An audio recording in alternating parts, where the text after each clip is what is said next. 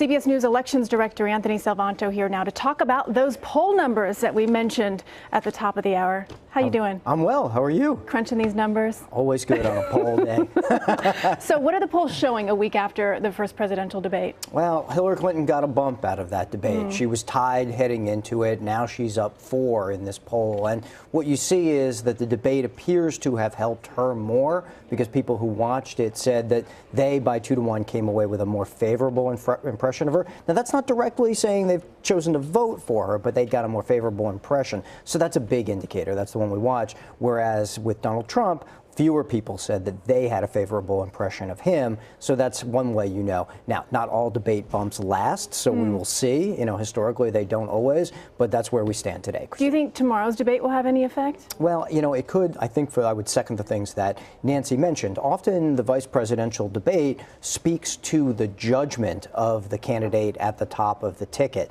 And so, yes, it can have an effect because these are the folks that were selected to be their number 2. People often say that's the first big decision that any president or would-be president makes, and so of course it reflects on them.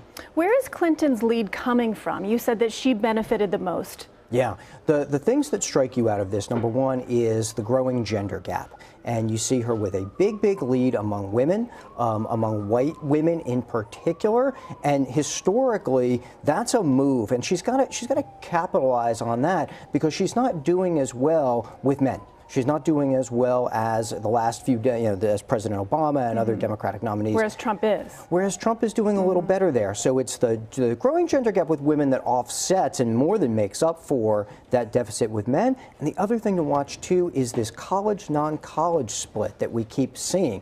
And what happens is Hillary Clinton doing much better than Democrats typically do with college-educated voters, and that accrues to her in places that are fast-growing, like Virginia, where they are now.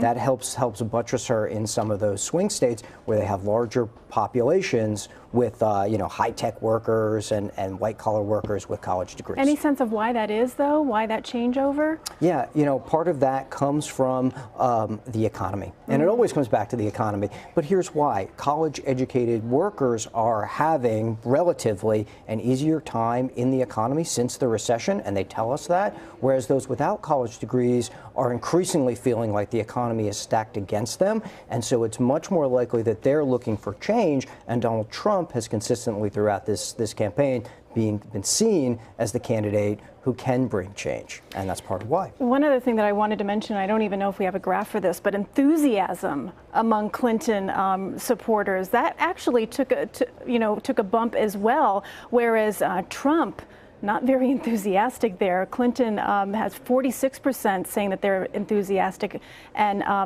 earlier I should say that Trump had that, but now Clinton went up and Trump went down. It's such a great point. I'm glad you raised it because folks should realize in polls, enthusiasm is part of why a candidate's numbers go up and down. Because when we talk about likely voters, these are the folks who say that they're actually going to turn out. And if they don't say that, then they don't count. They don't get counted as likely voters. They need motivation. So you've got to be motivated. Yeah. Okay. So what's happened is, this is exactly what's happened, is Clinton's voters coming into the debate were less enthusiastic. And so they weren't saying they were going to vote. But now, after this, sometimes what happens is partisans start to rally. They think, oh, if my candidate won the debate, I've gotten a little boost here. They rally a little bit. So they're still with Clinton. They always were. But now they're more likely to say they vote. And so their weight in the polling goes up a little bit as well. And that's part of what a candidate's boost is. It's not always flipping back and forth. Sure. Because there aren't that many undecided people.